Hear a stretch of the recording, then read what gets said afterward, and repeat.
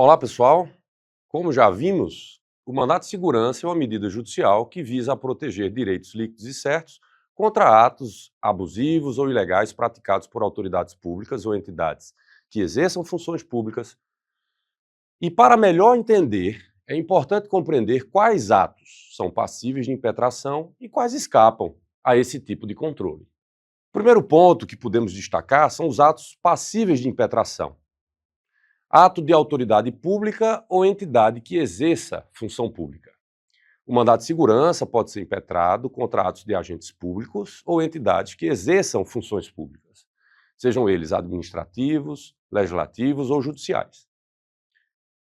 Ilegalidade ou abuso de poder. O ato impugnado deve ser ilegal ou abusivo, ou seja, contrário à lei ou à Constituição, ou praticado com excesso de poder. Outro ponto importante a ser registrado: direito líquido e certo.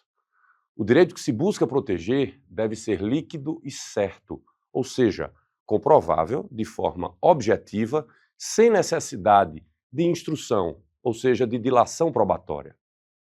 Como outro ponto a ser referenciado aqui, nós temos o ato de efeito concreto. O ato atacado, impugnado, deve ter um efeito concreto, afetando diretamente o impetrante. Como segundo ponto e característica, nós temos as situações em que o mandado de segurança geralmente não é cabível. E aí podemos citar atos de mero expediente.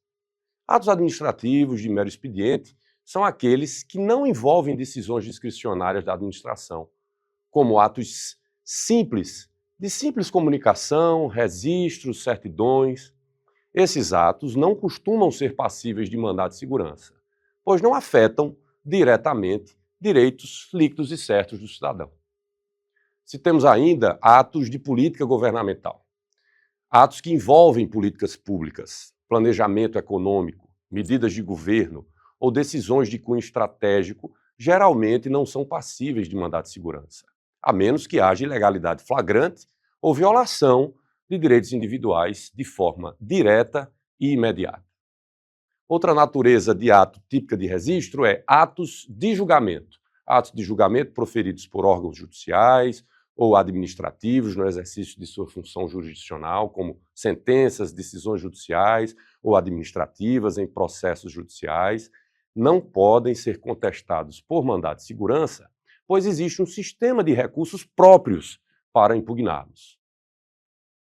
Decisões políticas e discricionárias.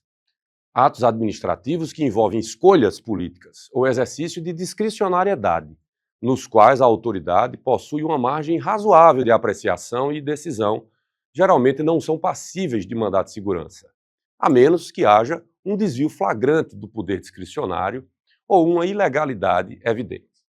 Outro tópico a ser destacado: o ato consumado.